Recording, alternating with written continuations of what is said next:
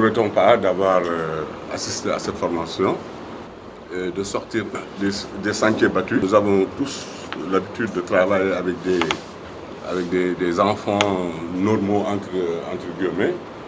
Et nous avons découvert tous que à côté, il y a des enfants déficients qui rencontrent énormément de difficultés et qui ne sont pas pris en charge par le système.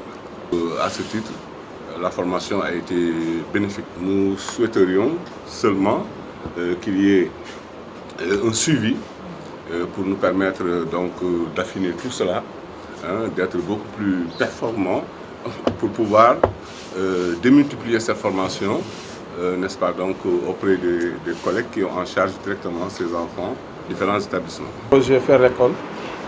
Vous dire aussi que l'INEFJA est dans ce cadre-là depuis quelques années, dans le cadre de l'éducation inclusive. Mais l'INEFJA a constaté qu'effectivement, que le champ est tellement vaste et que le champ a besoin de bras pour que les enfants déficients visuels du Sénégal, les enfants handicapés du Sénégal puissent aller à l'école y rester.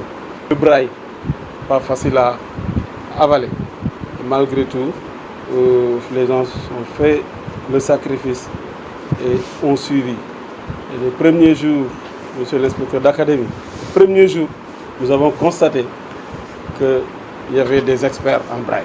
Que nous appelons des déficients, pour ne pas dire handicapés, comme je l'ai dit, sont ceux qui font les meilleurs résultats. Ils font les meilleurs résultats. Et encore une fois, la sensibilisation est en train de passer au niveau des parents pour dire que cette formation-là que vous venez de subir pour la pédagogie de l'inclusion, quand même, est très salutaire. Et il arrivera un moment où peut-être les Aridia et autres pourront se reposer un peu parce qu'ils auront quand même fait des émules qui contribueraient à les encadrer.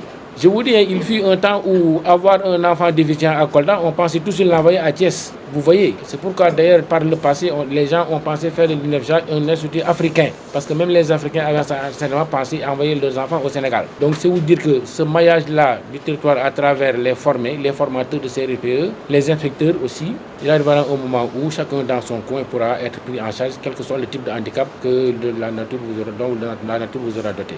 Donc je voudrais juste maintenir à ça, réitérer les remerciements à l'endroit de faire l'école qui a mis ses moyens pour regarder de ce côté-là. Ensuite, vous faites une recommandation, une seule, vous dire tout simplement de bien digérer tout ce que vous avez acquis et vous être dans les dispositions de partager cela.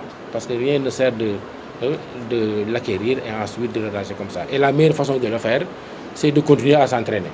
Je ne sais pas si dans la formation il vous a été distribué le matériel ou pas, mais faites l'effort de l'avoir et de vous entraîner, sinon cette formation-là va vous lâcher, parce que d'un instant à l'autre, on peut vous requérir pour vous demander de venir aller encadrer nos élèves dans les établissements à l'école. Alors sur ces mots, je voudrais quand même dire toute la satisfaction du ministère et à travers le ministère la satisfaction de l'Académie de Rufisque. Je parle au nom en même temps de l'Académie de Dakar de Pikine-Guédiawaye pour avoir abrité cette formation-là et de nous avoir fait acquérir toutes ces bonnes choses et déclarer clos au nom du ministre cet atelier de formation en éducation inclusive des formes.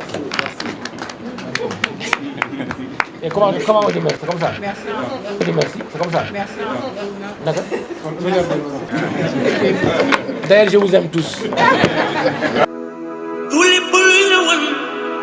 Anu yu la misal nga dal di koy gëm del dee